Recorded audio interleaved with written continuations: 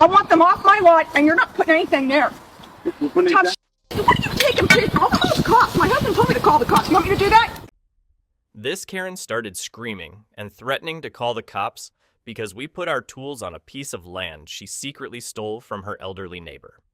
I pulled over to help Ms. Hazel, a sweet senior whose backyard fence had been completely flattened by a massive storm.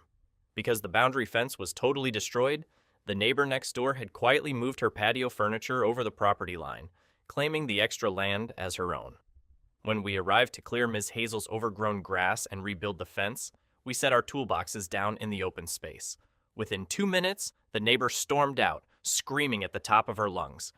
"Get your garbage tools off my lawn right now," she shrieked. "You are trespassing on my property. Move them or I'm calling the police."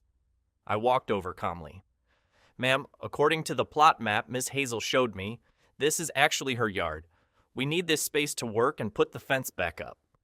"I don't care about a map," she snapped, her face twisting in rage. "The fence has been down for months, which means this land is mine now.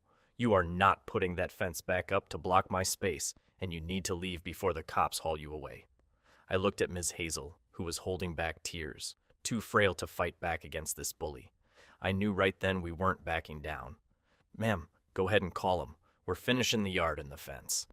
Furious, she pulled out her phone and dialed the police, recording us and smirking, fully convinced she was about to win. 20 minutes later, an officer pulled up. The neighbor sprinted over, pointing dramatically at our tools. The officer looked at her, then walked over to Ms. Hazel, who handed him the official property line paperwork. The officer walked right back to the neighbor. "Ma'am, you are legally in the wrong. This land belongs to Ms. Hazel. Not only are these men allowed to be here, but you need to remove your patio furniture from her property immediately.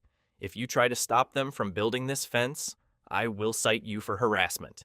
Her jaw dropped. Her face turned bright purple as she realized her land grab completely backfired. She dragged her furniture back, stomped inside, and slammed her door. Ms. Hazel hugged us with tears of relief. If you believe neighborhood bullies should never get away with stealing from seniors, drop a heart, subscribe, and go check out our website in the bio to support us. Where are you watching from?